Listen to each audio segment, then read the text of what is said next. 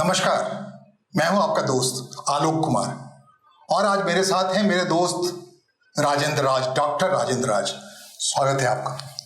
शून्य से लेकर शिखर तक की क्या यात्रा होती है उसको समझने के लिए आज हम राजेंद्र जी से मिलने आए हैं। राजेंद्र जी, शून्य कहाँ से था, कहाँ से चले थे आप, थोड़ा बता पाए तो बताइए। शून्य तो हमारा दुमका से शुरू हुआ था और हमारे ये मित्र जो है हमारे साथ ही एसपी कॉलेज दुमका में एक साथ पठन पाठन किए हैं और हम लोग हमेशा ये सोचते थे कि कुछ किया जाए और कुछ करने की लालसा जो आज मुझे इतने दूर तक ले आया है। मेरे मित्र वहाँ पर एक शुरुआत किए थे कि हम लोग चलकर एक पत्रकारिता शुरू किया जाए, तो शुरुआत वहीं से हुई और किन्हीं ने बताया कि आप जाओ धनबाद में जाओ और धनबाद में एक न्यूज पेपर है, वहाँ पर से आप जो है पत्रकारिता करने के लिए आप जा सकते हैं। तो उस समय 8-9 घंटे की सफ़र एक खटारा स्टेट बोर्ड की बस, बिहार स्टेट बोर्ड की बस थी और उसमें हम लोग दोनों रात में पहुँचे और वहाँ पर से हम लोगों ने एक लेटर तुरंत बनवा कर लिया पत्रकारिता शुरू करने के लिए और हम लोगों ने वहाँ से शुरुआत की और उसके बाद समय बदलता गया और हमेशा कुछ न कुछ करने की लालसा थी। जब मैं शून्य कह रहा हूँ तो डॉक्टर राजेंद्र राज जहाँ से चले थे, कॉलेज में इनसे मुलाकात हुई, कैरिकेचर बना रहे थे बोर्ड पे। कुछ लड़कों ने कहा कि कैरिकेचर क्यों बना रहे हो। उस समय छात्र जीवन था, उस समय हमने कहा कि ये बना रहे, अच्छा काम कर रहे हैं, उसको रोक क्यों रहे हो। दोस्ती की शुरुआत उस बिंदु से हुई थी, जी। जो शून्यता से। और इनके अंदर एक हुनर है, वो हुनर क्या हो सकता है, वहां से कैरिकेचर बनाना ने शुरू किया, कैमरा पकड़ा, कैमरा मैन के तरीके से काम किया। मार्केट में जो भी लोग फोटोग्राफी चाहते थे उसका एक शुल्क अदा करते थे इनको। उसके बाद इन्होंने तस्वीर बनानी शुरू की, कागज पे खींचनी शुरू की, उसके लिए शुल्क लेना शुरू किया। कैसे छोटे छोटे रकम को इकट्ठा किया जाता है वो तमाम रास्ते अपनाए। इन्होंने इन्वर्टर बनाया, उस दौर में बड़ी बात होती थी। इन्होंने कंप्यूटर ट्रेनिंग इंस्टीट्यूट चलाया जब कंप्यूटर लोग यहाँ जानती नहीं थी। ये मैं बात कर रहा हूँ 88, 89, 90 की बात कर रहा हूँ। ऐसा हर काम जिसके बारे में वहाँ कहा जाता था दुमका में कि राजेंद्र जी के सामने अगर आप हेलीकॉप्टर खोल के रख देंगे तो उसको रीअसेंबल कर देंगे, उड़ा देंगे। उस वक्त में बड़ा एक क्रेज था कि आप रेडियो को हैक करते थे, किस मीडियम वेव या SW पे लगी होती थी, उस पर किसी वेब पे आप अपनी आवाज रख सकते थे, पूरी शहर में रख सकते थे। ये सारे हुनर करते थे।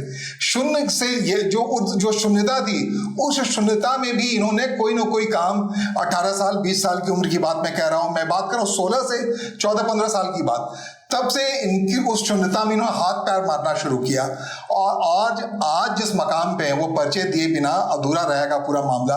आज जिस मकाम पर है पूर्वी भारत में, अगर आपको कोई भी एजुकेशन इंस्टीट्यूट शुरू करना हो, वो स्कूल का मामला हो, कॉलेज का मामला हो, इंजीनियरिंग कॉलेज का मामला हो, ITI का मामला हो या मेडिकल कॉलेज का मामला हो, आप आइए इनके पास और अगर इरादा है आपका तो यूनिवर्सिटी तक खुलवा देंगे। इनके पास वो तमाम ये हैं, स्किल हैं, कंसल्टेंट हैं। आप इनफैक्ट इंटरनेट पे कहीं से सर्च करेंगे, ईस्टर्न भारत में सबसे फास्ट काम कराने वाला एजुकेशन इंस्टीट्यूट का कोई शख्स है तो उसका नाम है डॉक्टर राजेंद्र राज। और ये खुद धनबाद इंस्टीट्यूट ऑफ टेक्नोलॉजी चलाते हैं, उसके फाउंडर डायरेक्टर हैं, प्रिंसिपल हैं। ये एक इनका है। और जब कह रहे हैं तो मोटे तौर पे हमारी शुरुआती यात्रा एक साथ रही है और अपने हिसाब से ये चूंकि टेक्नोलॉजी के व्यक्ति थे, इंटरनेट पे इनका काम इतना उधम भरा है कि इनका अपना है सर्वर राज होस्टिंग के नाम से भी अपना खुद का सर्वर है और वेबसाइट डेवलप होता है, ऐप भी बनता है और तमाम इंजीनियरिंग लाइन की जितनी भी चीज़ें हैं। हमारा एक मैन्युफैक्चरिंग हब भी जो है अम्बाला में है, जहाँ पर लैब इक्विपमेंट्स के सारे सामान डेवलप होते हैं, R&D होते हैं और तमाम कॉलेजों में ट्रेनिंग के पर्पज से वो भेजा जाता है।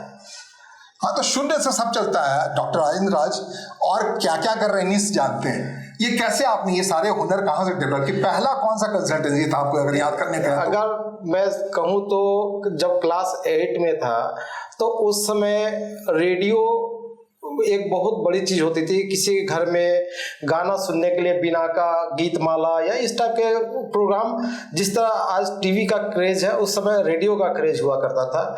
और उस वक्त रेडियो में भी लाइसेंस लगती थी, है ना, लाइसेंस देना पड़ता था, उसका मनोरंजन शुल्क पे करना पड़ता। तो हमारे दिमाग में आया आइडिया कि क्या एक छोटा सा बहुत सस्ता ट्रांजिस्टर बना सकते हैं। और मैंने उसको रिसर्च कर क्लास 8 में कुछ पार्ट्स वगैरह लेकर, और मैंने 35 रुपीज में एक अपना मीडियम वेव ट्रांजिस्टर मैंने बनाया, जो माचिस के डिब्बी में बनाया था, और उसे एक आविष्कार पत्रिका में भेजा था। और उस समय पहली बार हमारे वो प्रकाशित हुई थी, और अभी तक उसका कागज रखा हूँ। उस आविष्कार हमें बहुत आगे बढ़ाया। और 35 रुपये का ये रेडियो के बदले में वो जो प्रकाशित हुई थी, तो 500 रुपया उस समय एक डीडी हमको भेजा गया था। ये 1982 की बात है। हाँ, 1982 की बात है। तो उस समय 500 रुपया, 82 में 500 रुपया बहुत बड़ी रकम होती है। और उसको भजाने के लिए मुझे स्पेशली जो है एक अकाउंट खोलना, उस समय मेरा अकाउंट भी नहीं था, तो माइनर थे आप? हाँ, माइनर थे, तो बहुत मुश्किल से एक अकाउंट खोला, उसमें मैंने वो डीडी जमा करवाया। तो एक शुरुआत वहाँ से हुई। और बहुत सारे कल पुर्जों को मैं इकट्ठा करता था, पुराने जो भी इलेक्ट्रॉनिक्स उपकरण होते थे उसको तोड़ फोड़ करते थे, बर्बाद ज़्यादा करता था, कुछ बनते थे, कुछ ज़्यादा ही बिगड़ जाते थे। लेकिन धीरे धीरे ऐसा हुआ कि हमें तोड़ते और जोड़ते हुए काफ़ी चीज़ों की जानकारी मुझे स्वतः मिलते गई। और मेरी रुचि हर एक तरफ थी। मेरे चित्रकारी का शौक था। दुमका में हम लोगों ने मिलकर एक स्टूडेंट चित्रकला प्रदर्शनी कॉलेज की तरफ से लगाया था। और उस चित्रकला प्रदर्शनी में जो मेरे बनाया हुआ चित्र था, सभी ने, वो कहीं पर ये नहीं लिखा हुआ था किसका कौन सा चित्र है, लेकिन सभी ने पसंद करके उसी चित्र को प्रथम पुरस्कार के रूप में, हम सारे दोस्त उसी चित्र को लेकर अलग अलग नाम से प्रथम, द्वितीय, तृतीय पुरस्कार पाए। तो बहुत अच्छा रहा। काफ़ी कठिनाइयों का सामना, क्योंकि मैं अपने घर से इतना संभ्रांत परिवार से नहीं था कि एक ट्यूशन भी कहीं पढ़ सकूं। लेकिन अपने खुद ब खुद किसी स्टूडियो में काम करके या चित्र बनाकर, उस समय ब्लैक एंड वाइट चित्र होता था, तो उसको कलर करके और उससे पैसे को अर्जित किया। और उससे अपने पढ़ाई या फिर अपने जो भी रिसर्च वाली काम थी, तो उससे मैं पूरा किया। डॉक्टर आनंद, ये तो अतीत की बात हुई। अभी क्या कर रहे हैं आप, ये बताइए। अभी तो मैं एजुकेशन सेक्टर में हूँ, और करीब 200 से ऊपर कॉलेजों को मैंने as a consultancy, as a guidance मैं खुलवाया हूँ, और सभी कॉलेज अच्छे से चल रहे हैं। फिर मैंने खुद से अपना एक पॉलिटेक्निक कॉलेज, 2 फार्मेसी कॉलेज और एक इंजीनियरिंग कॉलेज, इतना खुद का अपना खोल चुका हूँ। और चूँकि मेरा एक है कि जिस तरह मैंने एक रिसर्च किया, तो अपने स्टूडेंट को भी बेहतर उसी ढंग से पढ़ाई के लिए मैं संदेश देता हूँ कि रटने से कुछ नहीं होता। मैं उसे हमेशा हर एक प्रैक्टिकल करवाता हूँ, एक्सपेरिमेंट करवाता हूँ, ताकि वो ज़्यादा से ज़्यादा सीख सके और अच्छे अच्छे कंपनियों में वो जा सके। और ये शून्य से शिखर तक के जो संवाद सुन रहे हैं, तो इसी वक्त आप देख रहे होंगे स्क्रीन पर डॉक्टर राजेंद्र राज का कंसल्टेंट का नंबर गुजर रहा होगा। अगर आपका इरादा कोई कॉलेज खोलना हो, या आपके पास औरता हो, जमीन हो, जगह हो, धन हो और इच्छा हो इसके अलावा, तो उसके लिए अगर आपको परामर्श या सलाह की जरूरत है, या जीरो से लेकर के पूरा क्रैक करने की बात है, तो आप डॉक्टर राजेंद्र राज से संपर्क कर सकते हैं नीचे दिए हुए नंबर पर। हाँ, आप अपनी बात जारी रखें। हाँ, तो अभी हम सोच रहे हैं कि एजुकेशन क्षेत्र में किसी के पास से अगर ज़मीन है, और वो मतलब एज ए फ्रेंचाइजी बेस पर अगर कुछ भी यूनिवर्सिटी या कोई भी कॉलेज अगर वो खोलना चाहते हैं, तो वो सिर्फ अपने जगह पर ज़मीन दे, बाकी सारे जो भी फंड है वो मैं देकर उसको खुलवाऊंगा। और चाहेंगे कि एक रूरल एरिया, ग्रामीण क्षेत्र जहाँ पर तकनीकी शिक्षा की कमी है, वैसे जगह पर और भी तकनीकी विकास हो। और उस विकास करने के लिए हम कमाने के लिए नहीं फंड इकट्ठा करें, बल्कि और शिक्षा को आगे बढ़ाने के लिए फंड लगाने कहते हैं विद्या दान महादान, उससे बड़ा दान कुछ नहीं है। अगर आपके पास जमीन है, इरादा है, दोनों चीजें आपके साथ हैं, अगर आप कोई एजुकेशनल इंस्टीट्यूट खड़ा करना चाहते हैं तो कह रहे हैं डॉक्टर राज कि इसके लिए इनके पास तमाम उपाय है, फ्रेंचाइजी करके जमीन है, जगह आपके पास नाम से, या फिर आप कहीं मोबिलाइज करके जमीन ले सकते हैं। ये तमाम चीजें आपके पास, इनके पास उपाय है कैसे आप अपने नाम से, अपने परिजन के नाम से, अपनी संस्था के नाम से एजुकेशन इंस्टीट्यूट शुरू करना चाहते हैं तो ये उसमें मददगार होंगे। और जाहिर तौर पर आज की तारीख में एजुकेशन से बढ़िया फंड रेजिंग का या आजीविका का कोई दूसरा जरिया है नहीं, है ना डॉक्टर जी। और ये एजुकेशन क्षेत्र ऐसा है कि सिर्फ आप अपने पीढ़ी तक ही आप सीमित नहीं रह सकते, आने वाले सातों पीढ़ियां आपको उस कॉलेज से उसके लिए प्लेसमेंट का जगह बन जाएगा, और साथ में आपके आसपास के क्षेत्रों में काफ़ी रोजगार बढ़ेगी। और जहां पर आप कॉलेज खोलेंगे उस जगह के आसपास की जो भी लैंड है उसकी भी वैल्यू बढ़ जाएगी।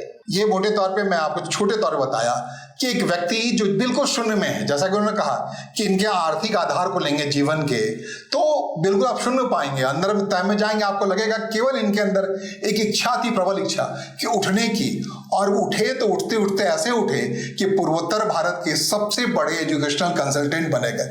जैसे 200 से ज्यादा इन्होंने एजुकेशन संस्थाएं शुरू करवाई हैं। अपने आप में ये सफर जारी ही रहने वाला है, रुकने वाले नहीं है, थकने वाले नहीं। इनसे मुलाकात मेरी तब हो रही है जब माला अपने मैन्युफैक्चरिंग यूनिट की तरफ जा रहे हैं, तो वहाँ के बारे में वो दृश्य भी आप देख रहे होंगे स्क्रीन पर कि कैसा उनके यूनिट है, कैसा वहाँ काम कर रहे हैं लोग। और इसके अलावा इंटरनेट पे जो काम है काफ़ी पहले, अगर कोई सबसे पुराना होस्टिंग है तो राज होस्टिंग है, वेबसाइट डिजाइनिंग, वेबसाइट बनाना, तमाम चीज़ों पे इतनी सुगमता से, इतने आसान से, इतने सरल कीमत पे ये काम करते हैं, वो अद्भुत है। आज सराहनीय इसलिए कि ये जहां से चले थे वहां के लोगों को पुल अप करने में कोई कसर नहीं छोड़ते। क्या राज, जैसा कह रहा हूँ गलत कह रहा हूँ? बिल्कुल सही है।